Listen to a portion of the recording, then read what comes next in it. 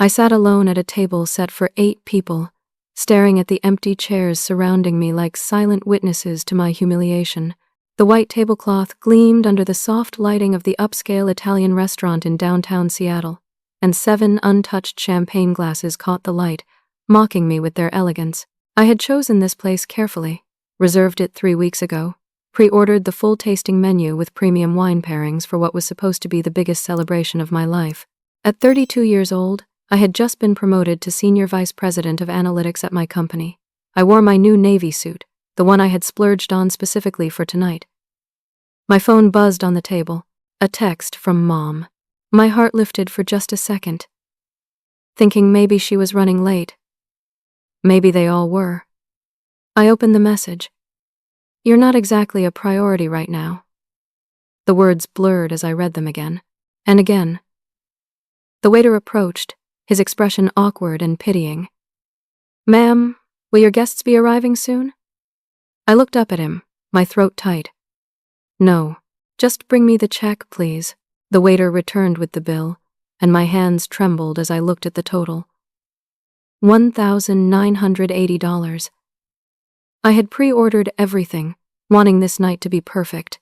8 full tasting menus with wine pairings, a celebration cake, premium appetizers. I pulled out my credit card, my vision swimming slightly as I handed it over. While I waited for him to process the payment, I opened Instagram, needing something, anything, to distract myself from the crushing weight in my chest. That was when I saw it. My cousin Jessica's post from 2 hours ago. The caption read, "Family night out for the real success story." The first photo showed everyone gathered around a table at Riverfront Steakhouse.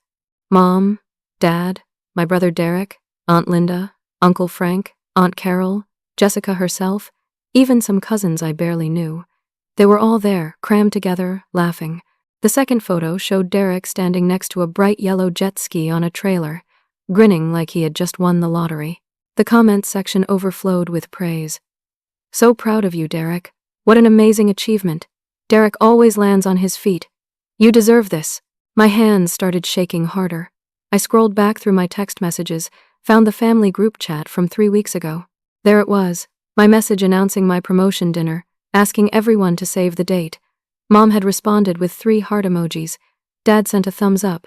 Derek wrote, "Wouldn't miss it, sis." Everyone had confirmed. Every single person. I kept scrolling through the group chat, looking for what I had missed. Then I found it. Or rather, I found where it should have been. This afternoon at 4:30, there was a gap in the messages. I checked the group info. I was no longer in the family group chat. Someone had removed me before sending out the change of plans. I went back to Jessica's Instagram, studied the photos more carefully. They were all dressed nicely, like they had planned this. This was not some last-minute emergency. The restaurant looked expensive. There were bottles of wine on the table, appetizers, everyone holding up drinks in a toast to Derek. To Derek and his jet ski. The waiter returned with my card. I signed the receipt with a tip that was probably too generous given that I had just eaten nothing and sat alone for 45 minutes. But I could not bring myself to care. I gathered my purse and walked out to the parking garage. My heels clicking against the concrete in the empty stairwell, I sat in my car for a long time, just breathing. The logical part of my brain knew I should not be surprised. This was the pattern. Had always been the pattern. When I graduated summa cum laude from the University of Washington at 22, my parents missed the ceremony because Derek had lost his job at a car wash and was having what Mom called a crisis. When I got my first major promotion at 27, family dinner was canceled because Derek needed help moving out of yet another apartment he could not afford. When I bought my condo at 29, paid for entirely by myself, no one came to see it because Derek was going through a breakup and needed support. Derek was 29 now, 3 years younger than me. He had dropped out of 3 different colleges. He had never held a job for longer than 6 months. He lived in our parents' basement rent-free and contributed nothing to household expenses, and yet somehow he was always the priority. His problems, no matter how small or self-inflicted, always eclipsed my achievements. But this felt different. This felt deliberate. They had not just forgotten or gotten distracted. They had actively chosen to exclude me, remove me from the group chat, and celebrate Derek buying a toy with money he definitely did not have, while I sat alone at a restaurant having spent nearly $2,000 on a dinner no one attended. I opened my banking app, something I did obsessively because I had to. 3 years ago, my parents were about to lose their house in Bellevue. Dad's small contracting business had failed after a series of bad bids and worse luck. Mom worked part-time at a department store, barely making enough to cover groceries. They were 4 months behind on their mortgage, facing foreclosure. I remembered the phone call, Mom crying, Dad's voice hollow with defeat. "We're going to lose everything, Ariel. Everything we worked for." So I stepped in. I started paying their mortgage. $3,200 every month, automatically deducted from my checking account. In 3 years, I had paid approximately $115,000. My savings account, which should have been robust given my salary, was depleted. My own condo had a mortgage I could barely afford because so much of my income went to keeping my parents housed.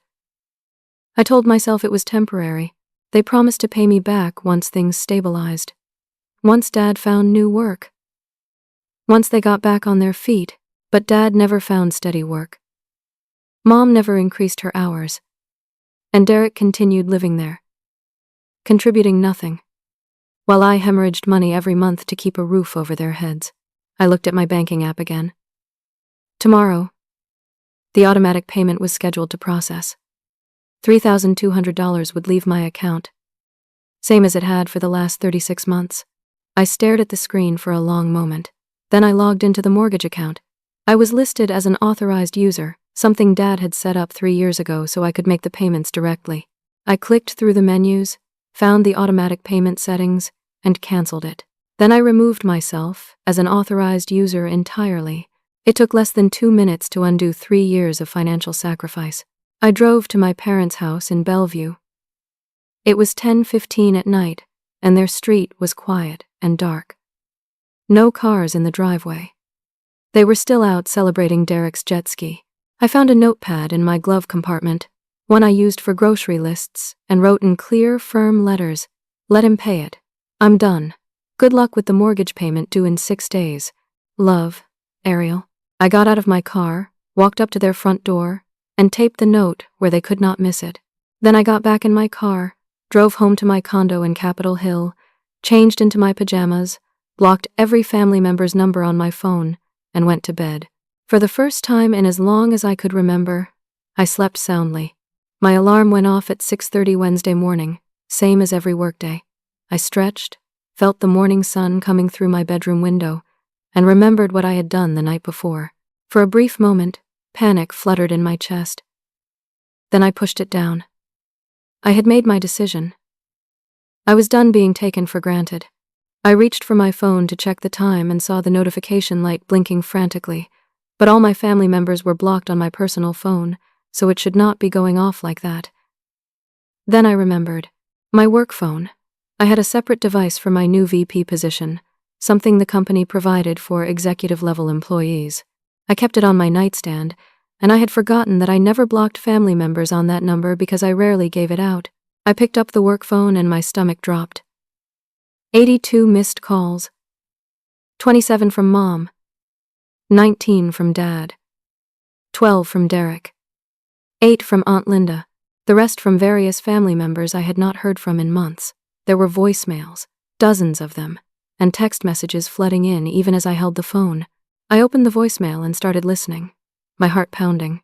Mom's first message, time-stamped at 11:15 the night before. "Honey, we just got home and found your note.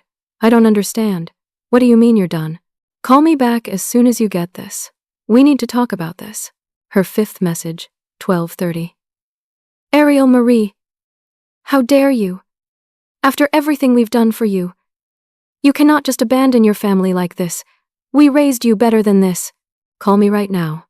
Dad's messages were all panic. "This is our home, Ariel. Our home! You cannot just stop paying the mortgage. What are we supposed to do? The payment is due Monday. We don't have that kind of money. You know we don't. Please call us. Please." Derek's messages started out confused and quickly turned nasty. What the hell is wrong with you? Mom and Dad are crying because of you. You're such a selfish bitch. You make all this money and you can't help your own family? You're really going to let them lose their house over some stupid argument? Grow up. Aunt Linda's messages were self-righteous and accusing. Your mother called me in tears. Absolutely devastated. I cannot believe you would do this to your own parents. Family takes care of family, Ariel. This is shameful. You should be ashamed of yourself. I sat on the edge of my bed, the phone hot in my hand, and deleted every single voicemail without responding. Then I went through and blocked every number on my work phone too. I was not going to let them ambush me through a different device. I showered, got dressed in another new outfit I had bought for my first week as senior VP, and drove to work. I was determined not to let family drama ruin this achievement. This was my week. I had earned this position through years of hard work, long hours, and consistent results. I was not going to let them take this from me, too. The office building gleamed in the morning sun, all glass and steel in the heart of downtown Seattle. I rode the elevator to the executive floor, walked into my new office with the corner windows and the view of Puget Sound, and felt a surge of pride. My assistant, a cheerful woman named Stephanie, brought me coffee and congratulated me again on the promotion. The morning passed in meetings and emails, settling into my new responsibilities, learning the rhythms of executive leadership.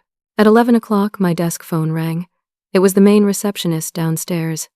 Miss Brennan, I'm so sorry to bother you, but there's a woman in the lobby who says she's your mother and she's demanding to see you. She's getting quite upset. Security is asking how you'd like us to handle this. My blood ran cold. They had come to my workplace. I took a breath, kept my voice steady. Please have security escort her out of the building. She is not on my visitor list and I did not invite her here. If she refuses to leave, call the police. There was a pause. Are you sure? She seems very distressed. I'm sure. Thank you for letting me know. I hung up, my hands shaking. They had actually come to my office. My workplace. Where I had just been promoted. Where my professional reputation mattered. They were willing to humiliate me in front of my colleagues to get what they wanted. 30 minutes later, my boss Catherine called me into her office. Catherine was the chief financial officer, a sharp woman in her 50s who had built a reputation for integrity and no-nonsense leadership. I admired her tremendously, and the fact that she had championed my promotion meant everything to me. I walked into her office, and her expression told me something was wrong. Ariel, please sit down. I need to talk to you about something uncomfortable. I sat, my stomach churning. I received a very strange phone call this morning. A woman claiming to be your mother called my direct line. I'm still not sure how she got the number, though I suspect it was from an email signature somewhere. She told me some concerning things. She said that you've been stealing money from your family, that you're mentally unstable, that you're making reckless financial decisions, and that I should keep an eye on you and make sure you don't have access to company finances. She asked me to watch you closely and report back to her if I noticed anything concerning. The humiliation washed over me in waves. I could feel my face burning. Catherine leaned forward, her expression kind but serious. I'm telling you this not because I believe any of it. I don't. I've worked with you for 6 years, and your integrity is beyond question. But I need you to know that someone is actively trying to sabotage your career. This is serious, Ariel. Family interference in the workplace can create significant problems. I found my voice, though it came out tight and strained. I'm so sorry this happened. I've been having issues with my family. I cut off financial support I'd been providing for years, and they're retaliating. I never thought they'd come after my job. Catherine nodded slowly. I understand. Family dynamics can be incredibly complicated. But you need to document everything. Every contact, every threat, every attempt to interfere with your work. If this escalates, you may need legal protection. I'm on your side here, but I need you to protect yourself. I left Catherine's office feeling like I had been punched in the stomach. They had tried to destroy my career. My own mother had called my boss and tried to paint me as a thief and mentally unstable, all because I stopped paying their bills. The cruelty of it took my breath away. The rest of the workday passed in a blur. I went through the motions, smiled when appropriate, participated in meetings, But inside I was reeling. At 5:30, I left the office and drove home to my condo in Capitol Hill, a neighborhood I loved for its energy and diversity. I parked in my assigned spot and walked to the entrance of my building, looking forward to a quiet evening alone to process everything. That was when I saw Derek sitting on the front steps. He looked up as I approached, and his expression was cold fury. His jaw was clenched, his eyes hard. He stood up, blocking my path to the door. "We need to talk. Now." I kept my voice level, though my heart was racing. "Get away from me or I'm calling the police." He laughed, but there was no humor in it. "Call them. But first you should know that Dad had a heart attack this afternoon. He's in the hospital. And this is your fault." The words hit me like a physical blow. Everything inside me went still and cold. My keys hung suspended in my hand, frozen halfway to the door lock. "Dad had a heart attack." The words echoed in my head, bouncing off the walls of my skull. Derek watched my face, and I saw the exact moment he registered that his words had landed, that he had found the crack in my armor. He pressed forward, his voice dropping to something that might have sounded like concern if I did not know better. "He collapsed around 2 this afternoon. Just fell over in the living room. Mom was there. Heard him hit the floor. She called 911, and they took him to Swedish Medical Center. The doctor said it was a cardiac event brought on by severe stress. He kept saying your name in the ambulance, kept asking why you were doing this to him." My throat felt tight. "Is he okay?" Derek shrugged, and the casual cruelty of that gesture made my stomach turn. "He's alive, if that's what you're asking." "But he's in bad shape, Ariel. The doctors are talking about possible damage to his heart. They're running tests. Mom is a complete mess. She hasn't stopped crying since it happened. She keeps saying your name over and over." I stood there on the steps of my building, my professional clothes suddenly feeling wrong and constricting, my briefcase heavy in my other hand. A part of me, the part that had been trained since childhood to fix things and take care of everyone, wanted to drop everything and run to the hospital. But another part of me, the part that was exhausted and wounded and finally learning to protect myself, held me in place. "I know you're mad at us," Derek continued, his voice taking on a wheedling quality that I recognized from a lifetime of his manipulation. "I get it. Maybe we haven't always appreciated you the way we should. But this is Dad we're talking about. He could die, Ariel. Is this really how you want things to end? With him in a hospital bed because you decided to punish us?" The guilt crashed over me in waves. Maybe I had been too harsh. Maybe I should have talked to them first, instead of just cutting them off.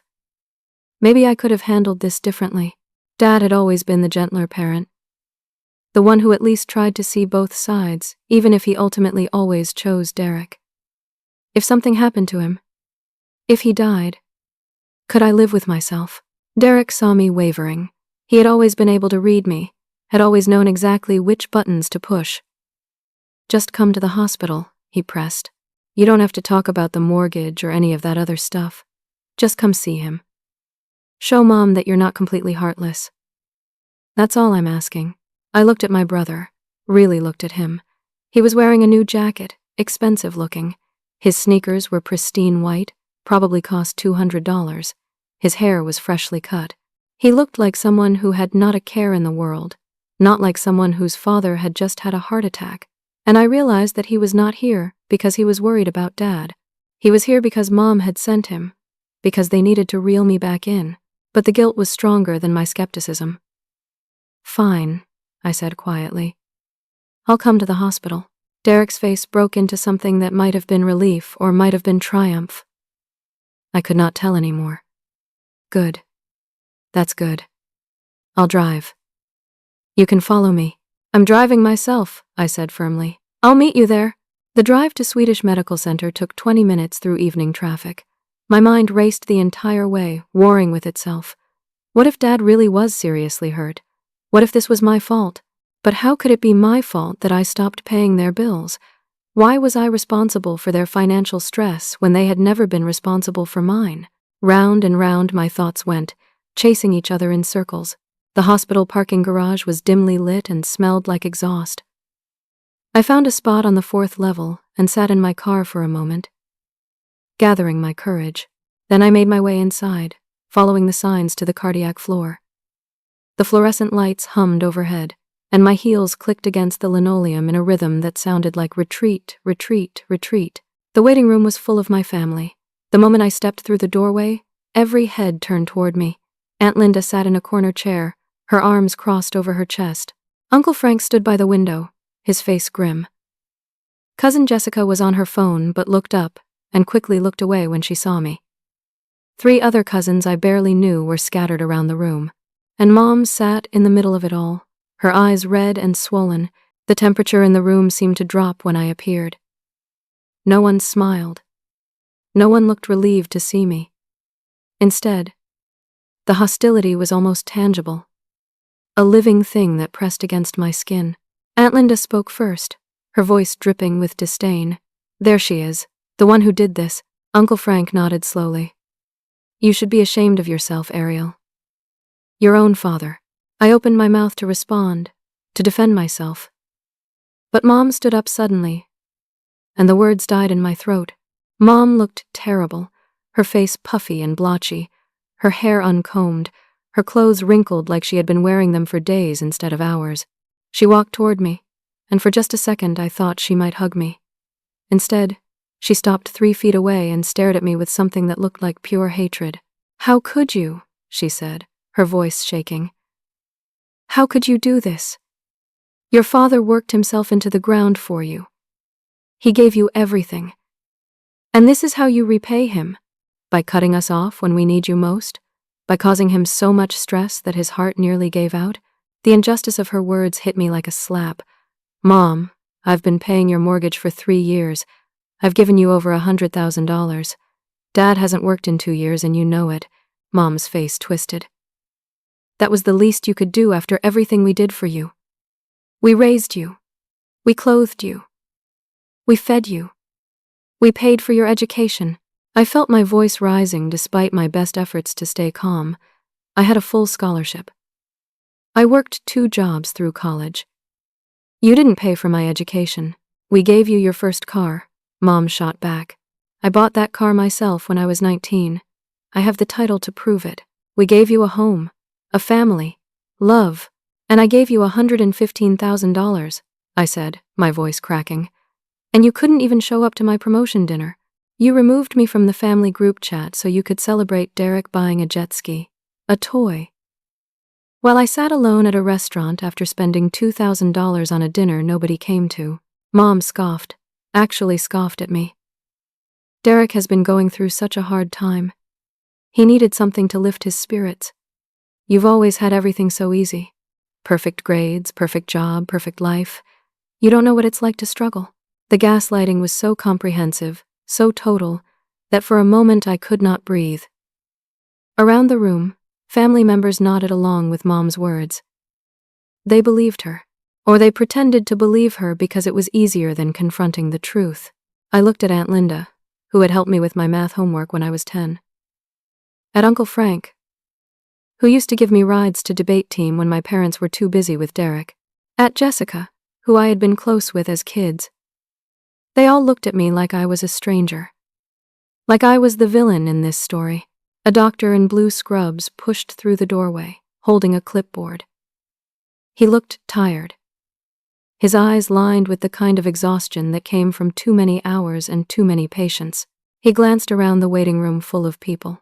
"Family of Gerald Henderson?" Everyone stood up at once. The doctor looked slightly taken aback by the crowd. "He's stable now." The cardiac event was mild, brought on primarily by acute stress and elevated blood pressure. With proper medication, lifestyle changes, and stress management, he should recover fully. He's awake and asking for family. Mom practically ran toward the doctor. "Can we see him?" "2 visitors at a time, please. He needs rest." Mom did not even glance at me. She grabbed Derek's arm and headed toward the double doors that led to the patient rooms. I stood there, watching them disappear down the hallway, and felt something inside me crack a little more. I was not chosen even now. Even in this moment, I was not the child they wanted by Dad's side. I waited in that hostile waiting room for an hour, ignored by everyone except for the occasional glare from Aunt Linda. Finally, I could not take it anymore. I asked a nurse which room Dad was in, and made my way down the corridor myself. I found the right room number and pushed open the door quietly. Dad was propped up in the hospital bed, hooked up to various monitors that beeped softly in the quiet room. He looked pale and older than I remembered, his hair thinner, his face drawn. Mom sat in a chair by his bedside, holding his hand. Derek stood by the window, scrolling through his phone. They all looked up when I entered. I approached the bed slowly, carefully. "Dad," I said softly. "I'm so glad you're okay." Mom's eyes narrowed, but she said nothing. I reached out to take Dad's other hand, the one Mom was not clutching. His fingers were cold, and I wrapped both my hands around them, trying to share my warmth. "Dad," I continued, my voice barely above a whisper. "I'm sorry you're here. I'm sorry you've been under so much stress. But I can't keep paying your mortgage. I've given everything I have. I've depleted my savings. I can barely afford my own bills. I need you to understand that." I expected him to squeeze my hand, to offer some understanding, to acknowledge the impossible position I had been in. We had always had a better relationship than Mom and me. He had been the one to come to my high school graduation when Mom stayed home with Derek. He had been the one to call me sometimes just to ask how I was doing. I thought, if anyone would understand, it would be him. Instead, Dad pulled his hand away from mine. His eyes, when he looked at me, were cold and disappointed. "Your mother's right about you," he said, his voice weak but clear. "You've always been selfish. Even when you were a little girl, you always put yourself first. Derek needs us. He's not as smart as you, not as capable. He needs support and love and patience. But you've never needed anyone. You've always been fine on your own." The words felt like knives sliding between my ribs. "If you don't resume those mortgage payments," he continued, "you're going to lose us. Your whole family. Every single person who has ever loved you. Is that what you want? Do you want to be alone? Because that's what's going to happen. We'll be done with you. Completely done. No more holidays. No more birthdays. No more family at all. You'll have nothing and no one. Is your pride really worth that?" It was an ultimatum. A line drawn in the sand. Pay or be exiled. It was not a request or even a plea. It was a threat. I stood there beside his hospital bed, looking at the man who was supposed to be my father, and I realized with sudden, painful clarity that I had already lost them. I had lost them years ago, probably from the moment Derek was born and became the child they actually wanted. I had just been too busy trying to earn their love to notice that it was never going to be offered. I took a step back from the bed. My voice, when I spoke, was quiet but steady. "I guess I've already lost you then. I just didn't realize it until now." I turned and walked out of the hospital room. I walked past Derek, who looked up from his phone with a smirk. I walked past Mom, who called after me something I did not bother to hear. I walked through the waiting room where my entire extended family sat in judgment of me. I walked out of the hospital, through the parking garage, got into my car, and drove home. I made it all the way inside my condo, all the way into my bedroom, before I started crying. I cried for the family I thought I had, for the parents I wished existed, for the brother who might have been my friend in another life. I cried for the little girl I had been, who had tried so hard to be good enough, smart enough, successful enough to earn love that was never going to come. And then, when the tears finally stopped, I washed my face, changed into my pajamas, and went to bed. Tomorrow would be another day. Tomorrow, I would start figuring out how to move forward without them. 3 days passed. 3 days of throwing myself into work, of responding to emails at midnight, of volunteering for extra projects just to keep my mind occupied. I worked through lunch, stayed late, arrived early. My assistant Stephanie commented on Friday afternoon that I looked exhausted and should take a break. I smiled and told her I was fine, just excited about the new position, and eager to prove myself. The truth was that work was the only place where I felt valued, where my contributions mattered, where people saw me and appreciated what I brought to the table. At home, in the quiet of my condo, the weight of what had happened pressed down on me until I could barely breathe. So I worked. It was the only thing that made sense anymore.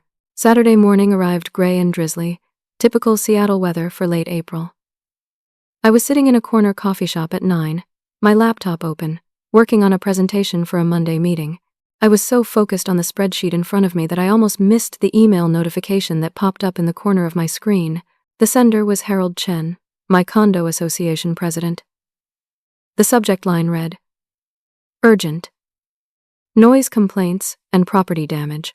My stomach dropped. I clicked it open. My coffee forgotten. The email detailed multiple noise complaints from my neighbors over the past week. Loud parties, music until 3 in the morning, people coming and going at all hours. There was damage to the common areas of my building.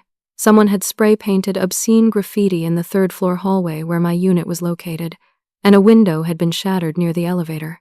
The association was holding me responsible for the damage since multiple neighbors had reported the noise coming from my unit specifically. The fines were substantial. $500 per incident, totaling $4,000. The email warned that if the behavior continued, the association would pursue further action, potentially including eviction proceedings.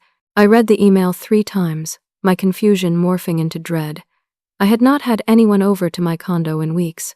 I had been coming home late every night, going straight to bed, barely making a sound. I certainly had not thrown any parties. I had not even played music. The idea that I was being blamed for this made no sense. I closed my laptop, threw my half-finished coffee in the trash, and drove straight home. My building was a modern 6-story structure in Capitol Hill, mostly young professionals and a few older residents who had lived in the neighborhood for decades. I parked in my assigned spot and hurried inside, taking the elevator to the 3rd floor. The moment the elevator doors opened, I saw the graffiti. Crude words and obscene images covered the previously pristine white walls. The air smelled faintly of spray paint and something else, something stale and unpleasant. My heart pounded as I walked down the hallway toward my unit. My door was closed, but something about it looked wrong. As I got closer, I realized the lock had scratches around it, fresh gouges in the metal like someone had forced their way in. I reached out with a shaking hand and pushed the door. It swung open easily. It had not been properly locked. The destruction inside took my breath away. My furniture was overturned, the couch cushions ripped and stained with what looked like beer. Empty bottles littered every surface. Cigarette burns scarred my coffee table and the arms of my favorite reading chair. The walls had holes punched in them, the size and shape of fists. My television was gone, the entertainment center empty except for a few disconnected cables. My laptop, the one I kept at home for personal use, was missing from my desk. Food containers and pizza boxes covered my kitchen counter, attracting flies. Someone had ground something dark and sticky into my cream-colored carpet. The bathroom was splattered with substances I did not want to identify. My bedroom had been ransacked, drawers pulled out and dumped, my closet door hanging off its hinges. I stood in the middle of the wreckage, my mind struggling to process what I was seeing.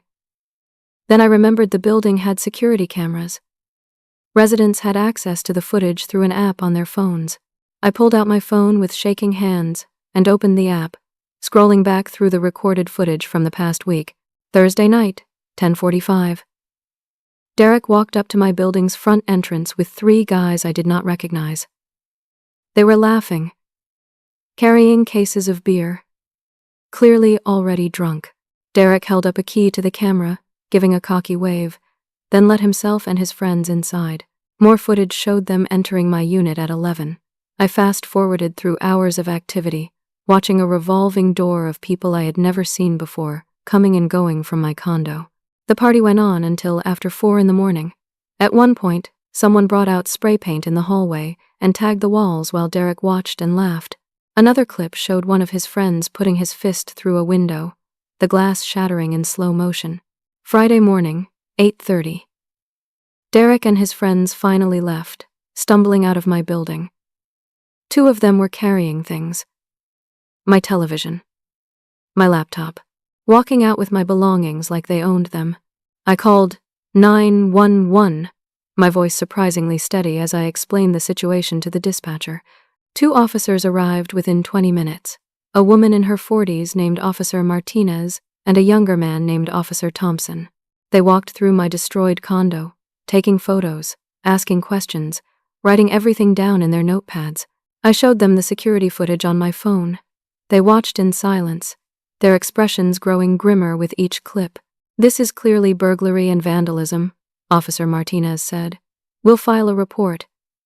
"Do you know who this man is?" "He's my brother," I said, the words bitter in my mouth. "Derek Henderson." The officers exchanged a glance. "You said he had a key?" "I gave my parents a spare key years ago. For emergencies. They must have given it to him." Officer Thompson flipped through his notes. "That complicates things. Your brother could claim he had permission to be here. It'll be harder to prosecute if he argues that you gave him access. But I didn't give him permission. Look at what he did. Look at my home." Officer Martinez nodded sympathetically. "I understand, and we're filing the report. You should definitely press charges, but I want you to be realistic about what prosecution looks like in these cases. Family disputes are complicated. You should also consider getting a restraining order to prevent this from happening again." They finished their report, gave me a case number, and left. I stood alone in my destroyed home, trying to figure out where to even start with the cleanup. My phone buzzed. An email from my bank. A notification that my parents' mortgage payment due yesterday had not been processed. There was a late fee of $375 assessed to the account. The email warned that if payment was not received within 10 days, foreclosure proceedings would begin. I deleted the email without responding. My phone rang. An unknown number. Against my better judgment, I answered. It was Mom, calling from someone else's phone. Her voice was hysterical, words tumbling over each other in a frantic rush. "The bank called. They said the payment wasn't made. They're going to take our house. You have to fix this. You have to call them right now and fix this. We're going to be homeless because of you. Do you hear me? Homeless." "Mom," I said, looking around my destroyed condo. "Derek broke into my home. He robbed me. He trashed my place." "Did you give him my key?" There was the briefest pause, barely a beat, before she responded. "He needed money. You have so much and we have nothing. What were we supposed to do? You abandoned us. You left us with no options. So you gave him my key? To break in and steal from me?" He was desperate. Her voice reached a pitch that made me hold the phone away from my ear. "You weren't helping anymore. What was he supposed to do? You've always had everything. You have your fancy job and your fancy condo and your fancy life. Derek has nothing. We have nothing. The least you could do is share." I hung up. My hands were shaking so badly I almost dropped the phone. It buzzed immediately with a text from a number I did not recognize. I almost did not look at it, but something made me open it. The text was from Derek. I knew because of the profile picture, a selfie of him and his friends, all of them holding beer bottles and grinning. "You want your stuff back? Pay the mortgage. Otherwise, I'm selling your laptop and TV. Your choice." Clocks ticking. It was extortion. Pure, simple extortion. He had robbed me, was holding my property hostage, and demanding that I pay $3,200 to get it back. And he absolutely knew, that those items were not worth $3,200. My television was 4 years old, worth maybe $300 used. My laptop was similarly dated, maybe $500. He was not offering a trade. He was threatening me. I looked around my destroyed home. At the holes in the walls, the stains on the furniture, the lingering smell of stale beer and cigarettes.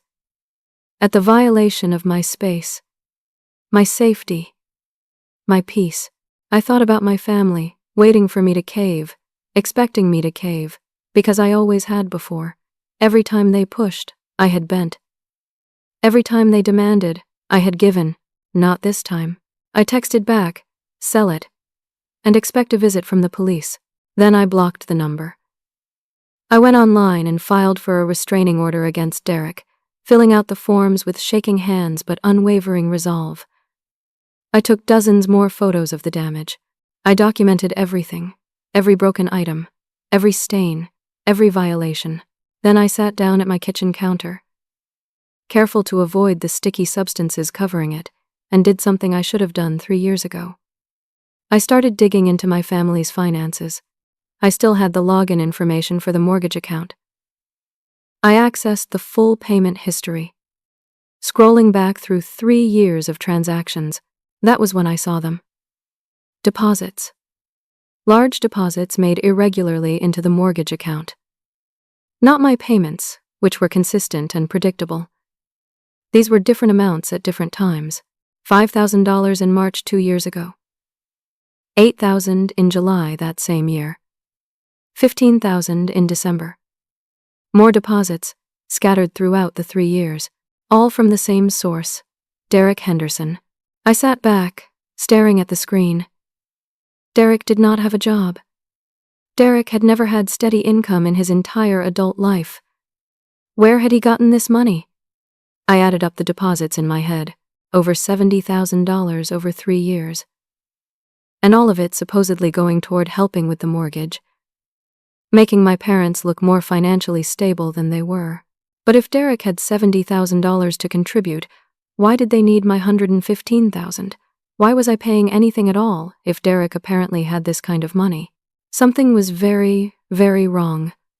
I saved screenshots of all the deposits, noting the dates and amounts.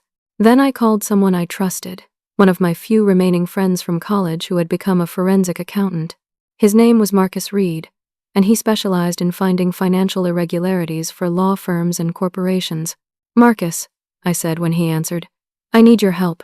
I need you to look at something and tell me if I'm crazy or if this is as suspicious as it looks." "Ariel?" His voice was warm and concerned. "I hadn't heard from you in months. What's going on?" I sent him the screenshots, explaining only that I needed him to analyze the deposits without telling him it was my family. Marcus was silent for a long moment after I finished. "When can you look at these?" I asked. "Give me until Monday morning." "But Ariel, from what you're describing, this looks like it could be loan fraud. Where did you get this information?" "I can't tell you that yet. Just please look into it."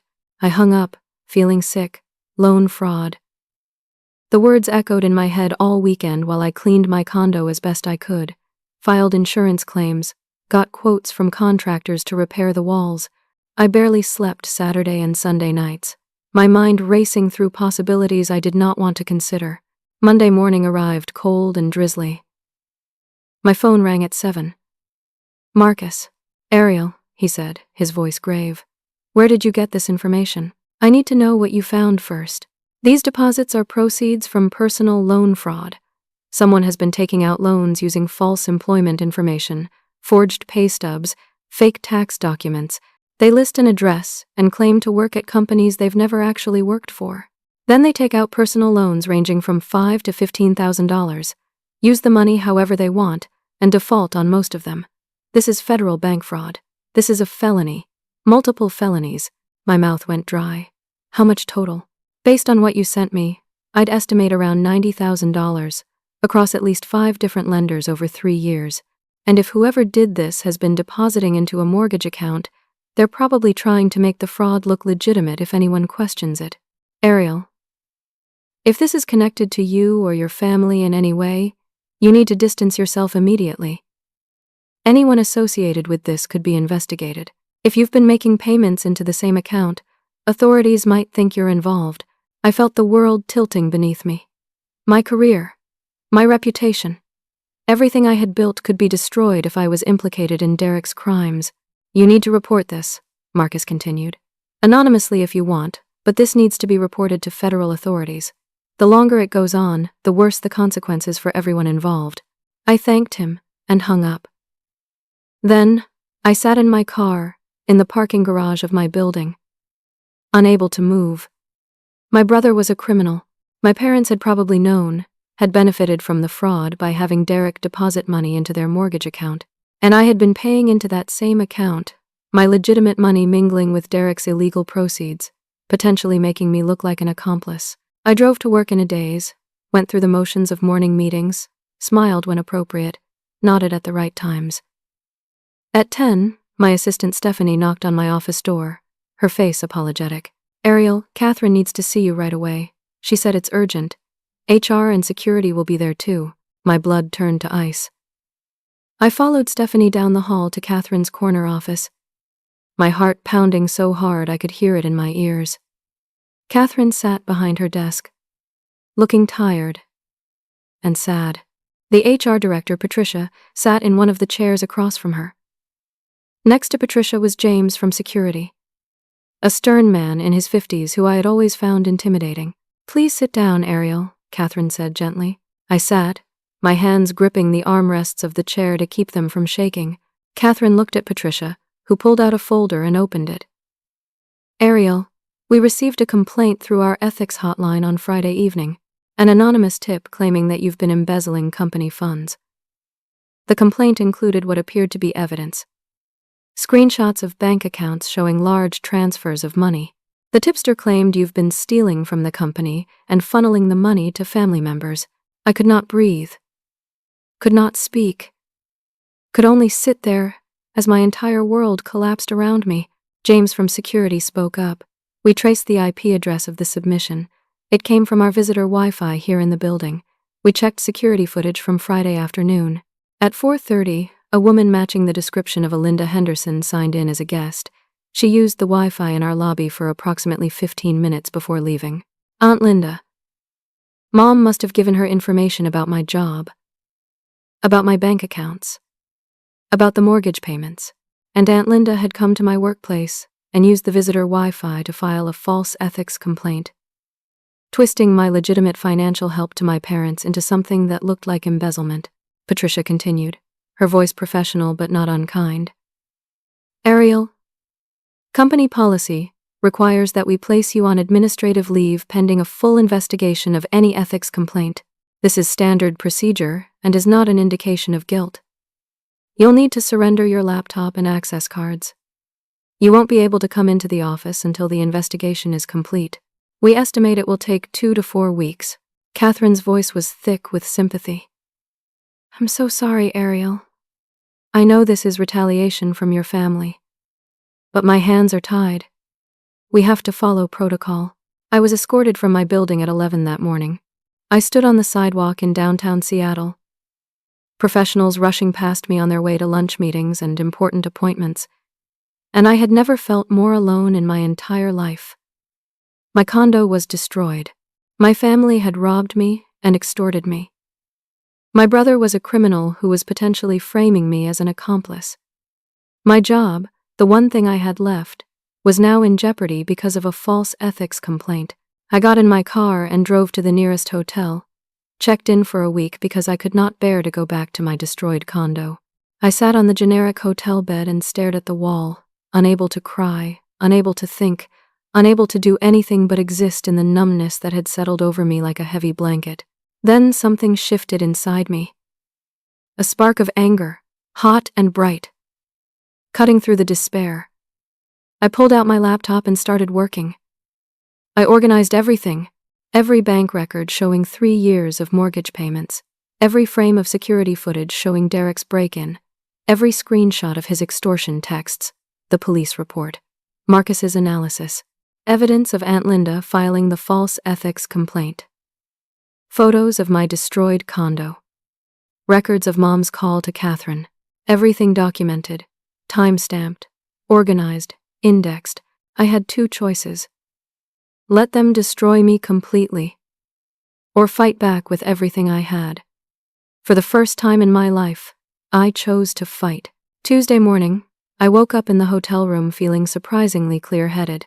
I had spent Monday evening and half the night organizing evidence, building a timeline, documenting every instance of abuse and manipulation I could remember from the past 3 years. Now I needed professional help. I found her through research and referrals. Sarah Brennan, one of the top employment attorneys in Seattle. Her office was in a modern high-rise, with a view of Elliott Bay, all glass and polished wood and quiet professionalism. I sat in the waiting room, my evidence folder thick on my lap, and tried to calm my racing heart. Sarah Brennan was in her late 40s, with sharp eyes and an air of competence that immediately put me at ease. She listened to my story without interrupting, taking notes on a yellow legal pad, occasionally asking for clarification. When I finished, she leaned back in her leather chair and studied me for a long moment. "You have multiple causes of action here," she said finally. "Against your family for theft, vandalism, extortion, harassment, against your employer potentially if they mishandle the investigation or allow a hostile work environment created by your family's interference. This is substantial, Ariel. You have a strong case. Relief flooded through me. Thank you. I was starting to think I was crazy, that maybe I was overreacting. Sarah's expression shifted, became more serious. Before we proceed, I need to tell you something. Your mother contacted my office yesterday. My blood turned to ice. What? She called and sent an email through our website's legal inquiry form. She tried to retain me to represent your parents in a lawsuit against you for financial elder abuse. She claims you manipulated them into giving you access to their finances and that you stole over $100,000 from them.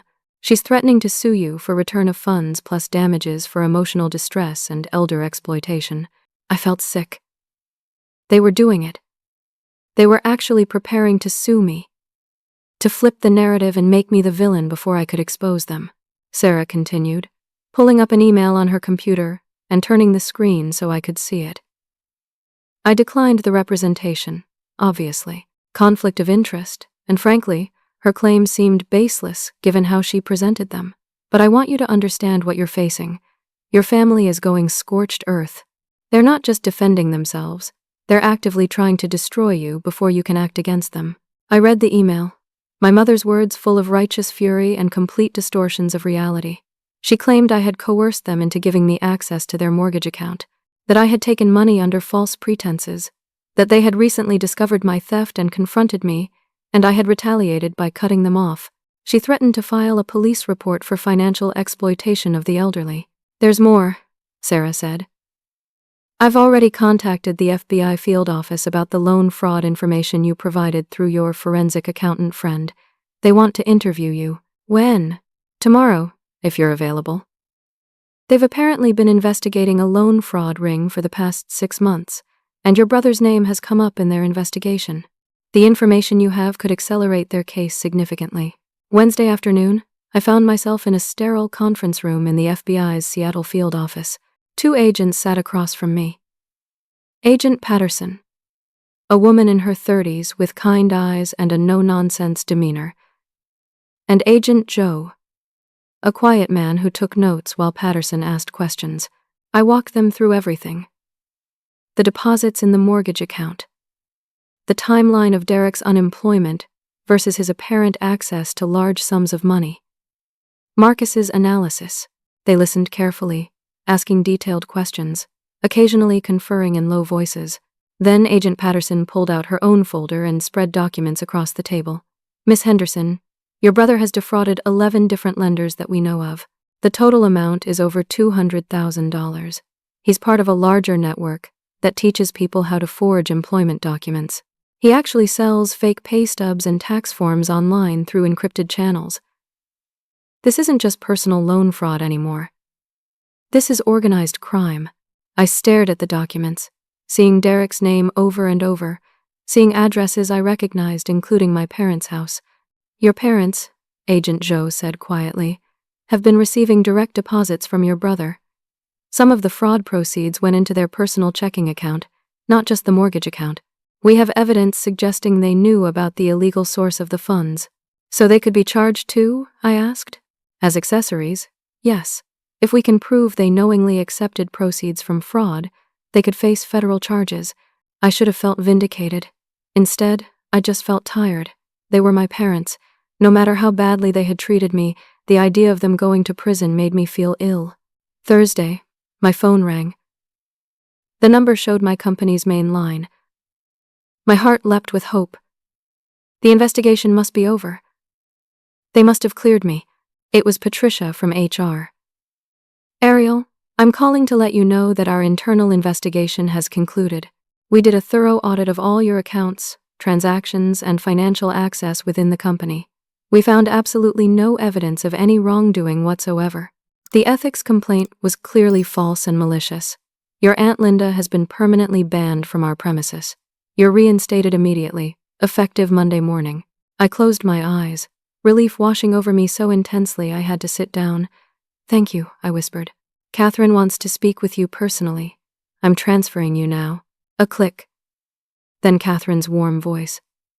Ariel, I'm so sorry you went through this. It was unacceptable. And we should have realized sooner that the complaint was retaliatory. When you come back Monday, let's have lunch. We need to talk about your future here. I have some ideas. Friday morning courthouse. I walked in with Sarah, dressed in a conservative suit, carrying my folder of evidence. Derek was there with my parents and a cheap-looking lawyer in an ill-fitting suit. The courtroom was cold, the fluorescent lights harsh. We were there for the restraining order hearing. The judge, a stern woman in her 60s, reviewed the evidence methodically. Security footage of the break-in. Photos of the damage. Derek's extortion texts. The police report. Derek's lawyer tried to argue that it was a misunderstanding, that Derek had permission to be there, that families have disagreements, but it did not warrant a restraining order. Then Sarah spoke. Your Honor, I'd like to inform the court that Mr. Derek Henderson is currently under federal investigation for bank fraud. The FBI has an active case file.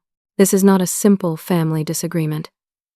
This is a pattern of criminal behavior and harassment. Derek's face went white. My parents looked shocked, though I could not tell if it was genuine or performed. The judge's expression hardened. She granted the restraining order immediately. 500 feet minimum distance. No contact of any kind. Outside the courthouse, Mom chased after me across the parking lot. Sarah tried to step between us, but Mom was screaming too loud to be deterred. You called the FBI on your own brother? Your own blood? He's going to prison because of you. How can you live with yourself? I stopped walking and turned to face her. My voice was calm, controlled. He's going to prison because he committed crimes. Multiple felonies. I'm not responsible for his choices. We raised you. Mom's face was red, spittle flying from her mouth. We gave you everything. And this is how you repay us? You gave me nothing. I gave you everything. $115,000 over 3 years. And you still wanted more. It was never going to be enough. Dad appeared from behind a parked car, his face twisted with rage. If you don't drop this, if you don't make this right, you're dead to us. Do you hear me? Dead. We'll never speak to you again. I looked at both of them. These people who were supposed to love me, who were supposed to protect me, who had instead used me and betrayed me, and tried to destroy me when I finally stood up for myself. I've been dead to you for years, I said quietly. I just didn't realize it until now. I got in Sarah's car and we drove away. I did not look back. Friday evening, I was back in my hotel room.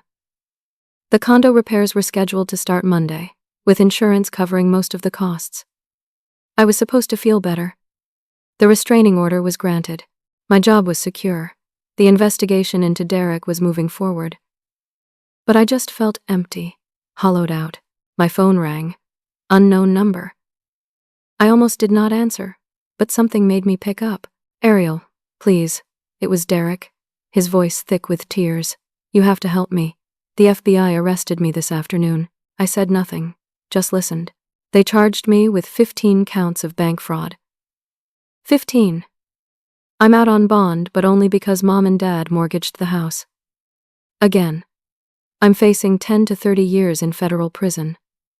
Please, I'm begging you, talk to the FBI. Tell them it was a misunderstanding. Tell them you're mistaken about the deposits. Please. Where are you calling from? I asked. Mom and Dad's house. Wait, you said they mortgaged the house for your bail. How did they make the mortgage payment if the house is mortgaged again? There was silence on the line, then Derek's sob. After you cut us off, they scrambled. They guilt-tripped everyone. Aunt Linda, Uncle Frank, all the cousins, told everyone you abandoned us in our darkest hour. The family pooled money together, barely scraped enough for one payment, but it's not sustainable. Next payment is due in 2 weeks and we have nothing. The bank already sent a foreclosure warning. He paused, and I could hear Mom's voice in the background, sharp and insistent. Derek continued, his voice breaking. Mom wanted me to call you. She has this whole script I'm supposed to follow to make you feel guilty enough to pay again. But I can't. I can't do it anymore, Ariel. I'm so sorry. I destroyed everything. I ruined my life and yours and Mom and Dad's, and I know it's my fault. All of it. I'm sorry. Is there any way you can forgive me? Is there anything I can do to make this right? I sat in the quiet hotel room, listening to my brother cry. Part of me, the part that remembered building forts together as kids, wanted to help him. But the larger part, the part that had been used and abused and nearly broken, knew the truth. I'm here, I said finally. And no, Derek. I can't help you. This is exactly where you're supposed to be. You made these choices. You committed these crimes. You destroyed my home and tried to extort me. This is the consequence. Derek's crying turned to yelling. Curses and accusations and threats poured through the phone. I hung up, blocked the number, and sat in the silence. For the first time in 3 years, maybe in my whole life, I felt something close to peace. Saturday morning, I woke to 15 missed calls from numbers I did not recognize. I checked the voicemails. Extended family. All of them furious. All of them demanding I fix this mess. All of them blaming me for destroying the family. Aunt Linda's message was particularly venomous, calling me selfish and cruel and heartless. But the last voicemail was different. Aunt Carol. Dad's older sister. The quiet one who rarely spoke at family gatherings. Who always seemed uncomfortable with the dynamics, but never said anything. Ariel, this is Carol. I don't know if you'll listen to this, but I need to talk to you. Not about Derek. Not about the mortgage. About something else. Something I should have told you years ago. Please call me back. I stared at my phone for a long time before dialing her number. Carol answered on the first ring. Thank you for calling back. Can we meet? In person? I'll come to you. We met at a coffee shop in Fremont Sunday morning, a quiet place with exposed brick walls and local art hanging in mismatched frames. Carol sat in the corner booth, looking nervous and sad, her hands wrapped around a mug of tea she was not drinking. She was in her early 60s, her gray hair cut short, dressed simply in jeans and a cardigan. She had always been kind to me in a distant sort of way, but we had never been close. I appreciate you coming, she said as I sat down across from her. I know you have no reason to trust anyone in this family right now. What did you want to tell me? Carol took a deep breath. I've kept quiet for too long. Watching how your parents treat you versus how they treat Derek. It's been killing me for years. But I kept silent because it was easier, because I didn't want to cause trouble. And I'm ashamed of that now. She looked up, met my eyes. Your parents treat you the way they do because you remind them of their failures. Your dad dreamed of being a civil engineer. He was accepted to a good program, but he flunked out his second year. Couldn't handle the math. The pressure. He ended up doing construction work, small contracting jobs, never the career he wanted. Your mom wanted to be a teacher. She got into the education program at the university, but she got pregnant with you during her sophomore year and never finished her degree. She ended up in retail, hating every minute of it. I had never known any of this. My parents never talked about their past, their dreams. When you excelled academically, Carol continued. When you got into a top university on a full scholarship. When you built this incredible career. It highlighted everything they didn't accomplish. Instead of being proud, they resented you. You were a mirror, showing them their own failures. Derek, on the other hand, who struggles and fails like they did, was easier to love. He made them feel better about themselves. He didn't make them confront what they could have been. The coffee shop buzzed with quiet conversation around us, but I felt like Carol and I were in a bubble, separate from the world. The extended family knew about this? I asked. Some did, some didn't. The ones who did felt guilty but went along because challenging it would mean confronting uncomfortable truths. Others genuinely believed your parents' narrative that you were cold and selfish, that Derek just needed more support because he had a harder time. I'm ashamed I didn't speak up. I watched them break you down piece by piece, year after year, and I said nothing. She reached across the table and took my hand. You deserved better, Ariel. You still do.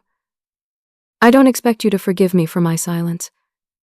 But I wanted you to know the truth, and I want you to know that if your parents proceed with their threatened lawsuit, I'm willing to testify on your behalf. I have documentation, emails, texts, even some voice recordings from family gatherings that show the favoritism and the mistreatment. I'm prepared to break from the family to support you. I felt tears prickling at the corners of my eyes. Why now? Why are you speaking up now? Because it's gone too far.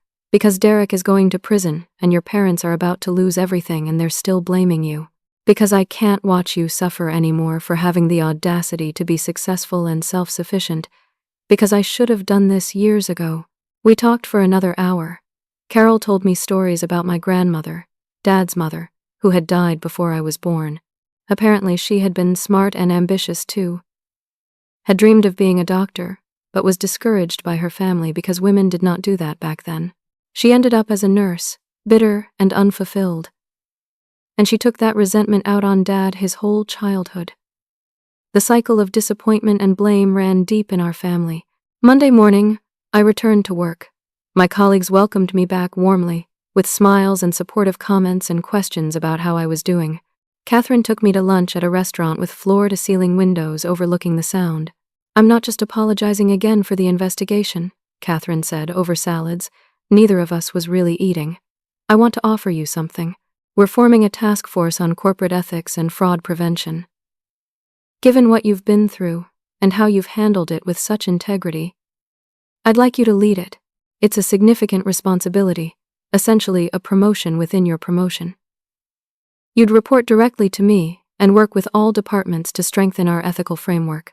It was recognition, validation, proof that my integrity and character mattered, that I had value beyond what I could give other people. I accepted on the spot. Tuesday, Sarah called. Your parents' house officially entered foreclosure proceedings this morning. The bank initiated the process.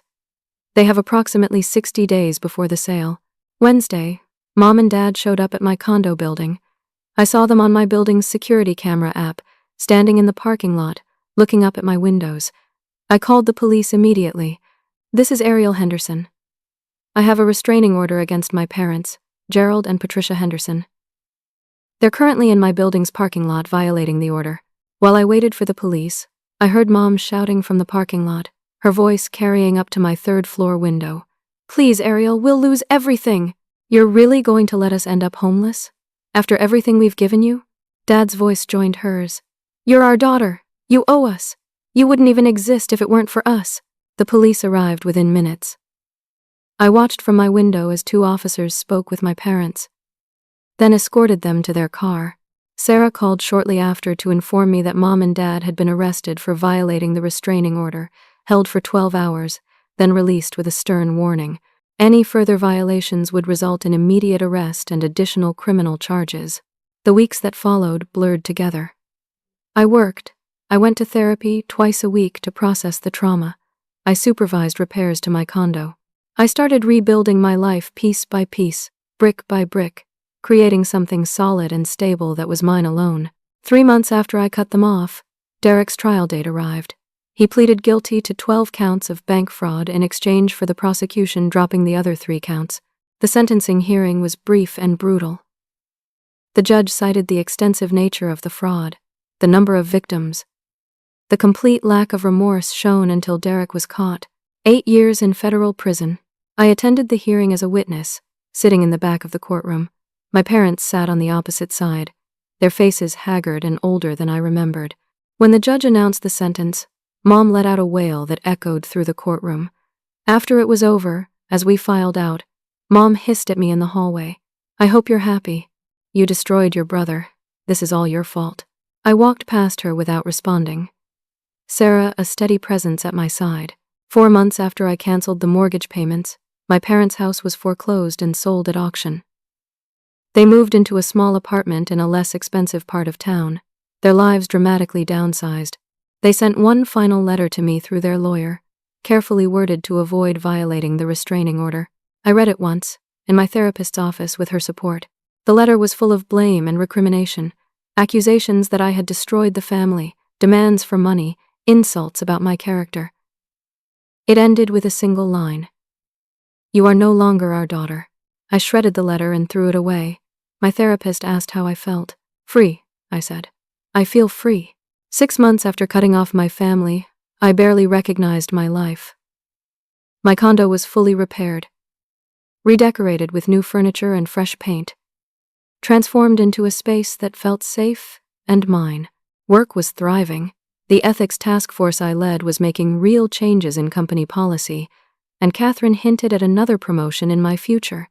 I had started dating Connor, an architect I met through a mutual friend, who came from a warm, healthy, functional family that welcomed me with open arms and genuine affection.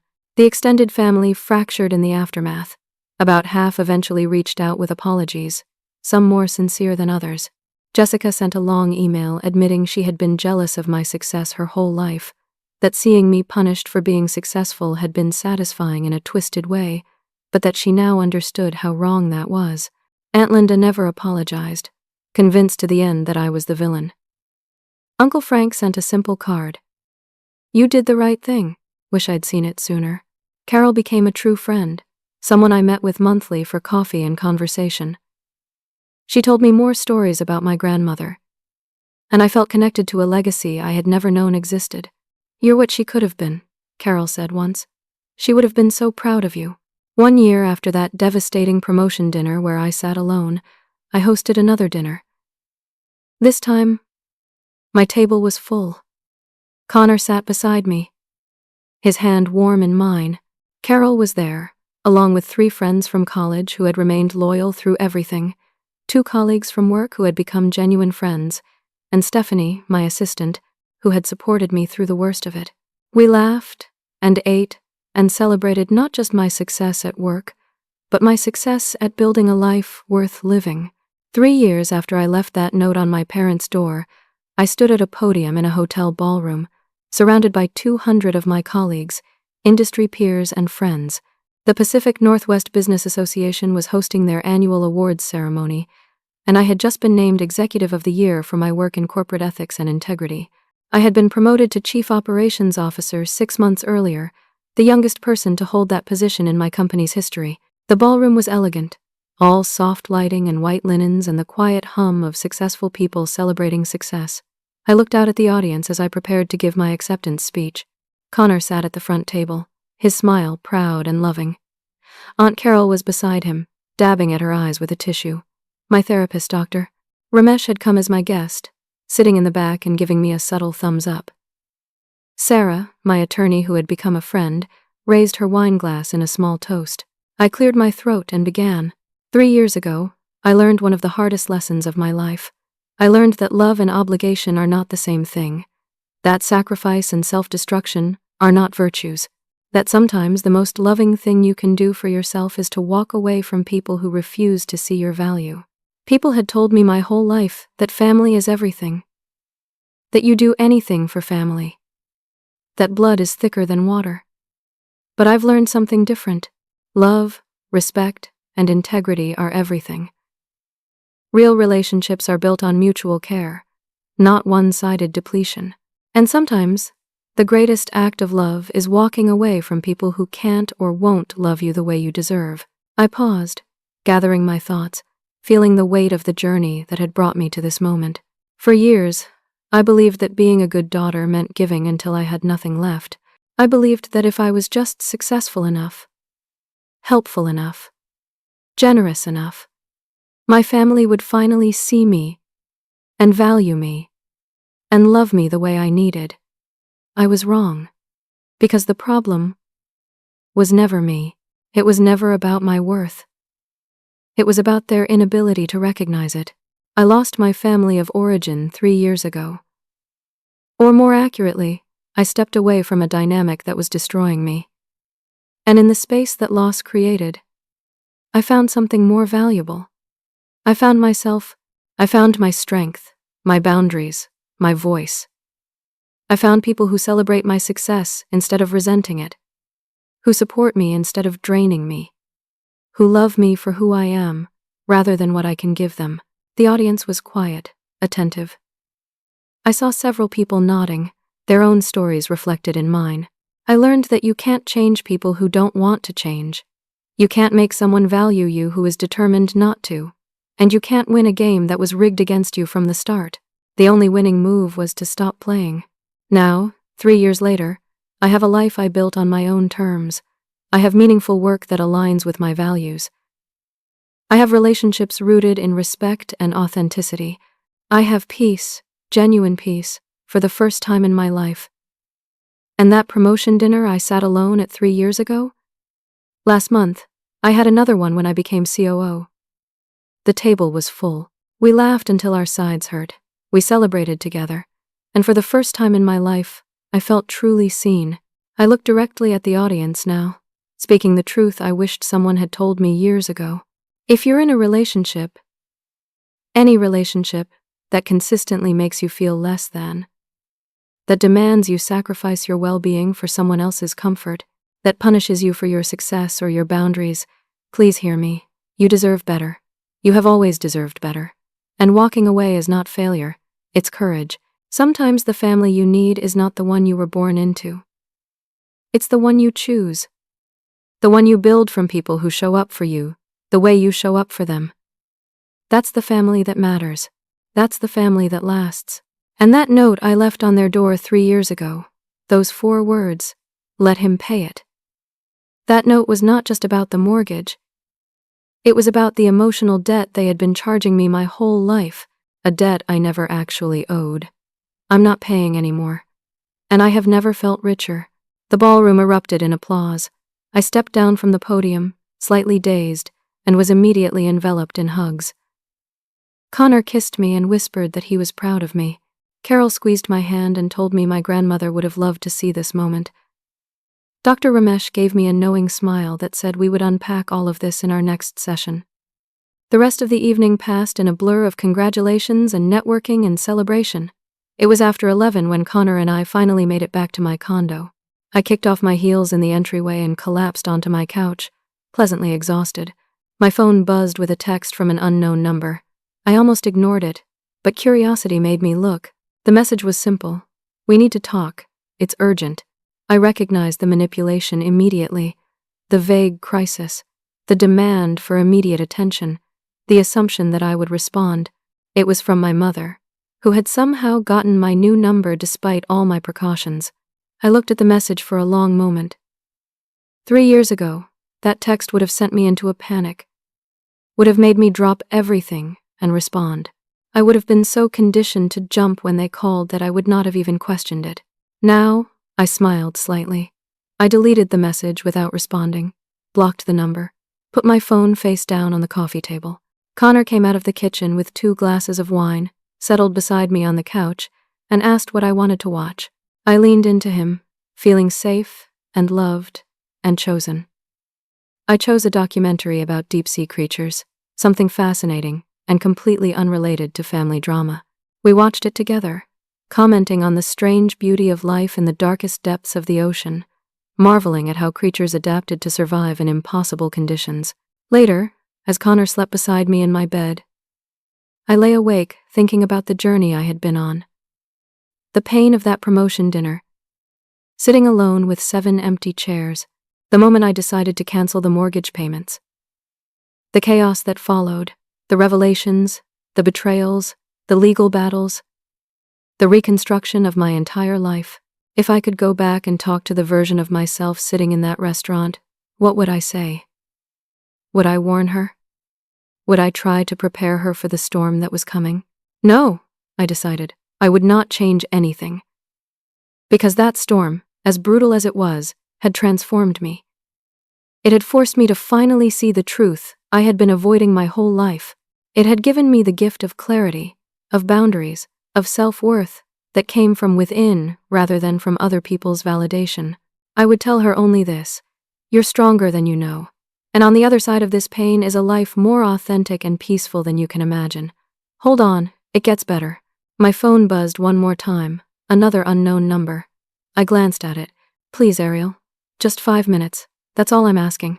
I turned off my phone completely, rolled over and wrapped my arm around Connor, who murmured something affectionate in his sleep. Tomorrow I would change my number again. Tomorrow I would remind Sarah to send a cease and desist letter if the contact continued. Tomorrow I would continue building the life I deserved. But tonight, I simply slept. Deeply, peacefully, free from the weight of obligations I had never actually owed. The message sat unanswered in the darkness of my turned-off phone, powerless and ignored. And I, for the first time in my 35 years, was completely, totally, beautifully free. 3 years of pain, betrayal, and loss had taught me the most important lesson of all. That my worth was not determined by my family's ability to recognize it. That I deserved love that lifted me up rather than tore me down. That sometimes the most powerful thing you can say is no. And the most powerful thing you can do is walk away. I was no longer the woman who sat alone at that promotion dinner, confused and hurt, and searching for crumbs of affection from people who would never truly see her. I was the woman who built a new life from the ashes of that old one. Who chose herself when no one else would. Who learned that being alone is better than being diminished.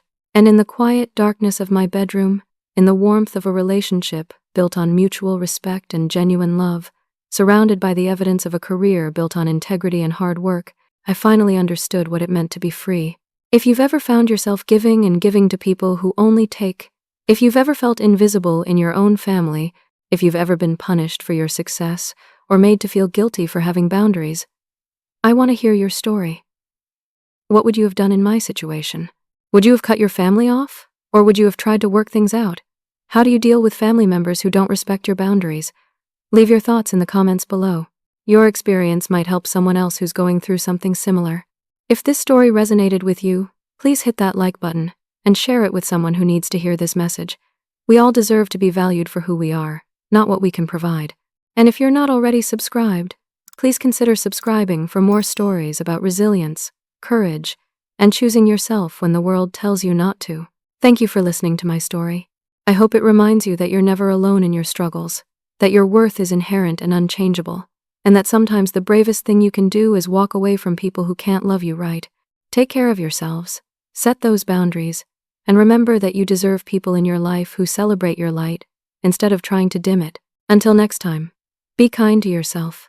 You've earned it.